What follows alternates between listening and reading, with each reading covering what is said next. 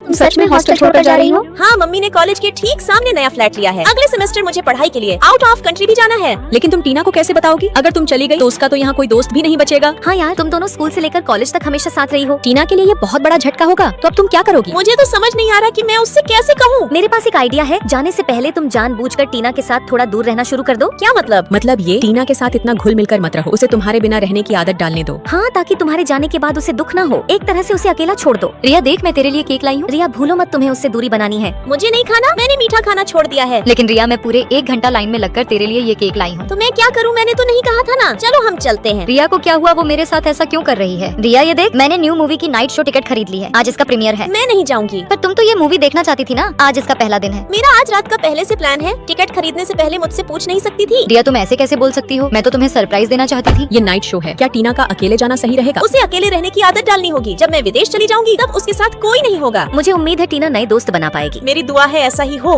रिया, कल मेरा इंटरव्यू है। मुझे मेट्रो से जाना नहीं आता। क्या तुम मेरे साथ चलोगी? टीना, एक बात बताओ, तुम्हारी नाक के नीचे क्या है? मुंह। तो बस इस मुंह को चलाकर किसी से भी पूछ लेना। तुम कोई छोटी बच्ची नहीं हो जो गुम हो जाओगी। टीना को ऐसा बोलकर रिया का दिल भी अंदर से बहुत दुख रहा होगा। रिया, रास्ते में हूँ, बहुत अंधेरा है, मुझे डर लग रहा है। तुम्हें इतना डर लगता है तो ग्रेजुएशन के बाद एक कुत्ता पाल लेना जो हमेशा तुम्हारे साथ रहे। 1 हफ्ता हो गया टीना ने तुझसे कोई बात नहीं की। अच्छा है, वो मेरे बिना रहना सीख गई। अब मैं चलती हूँ। रिया, क्या तुम टीना से नहीं मिलोगी? नहीं। यार, कितनी पक्की दोस्ती थी इनकी। अब टीना कभी रिया से बात नहीं करेगी।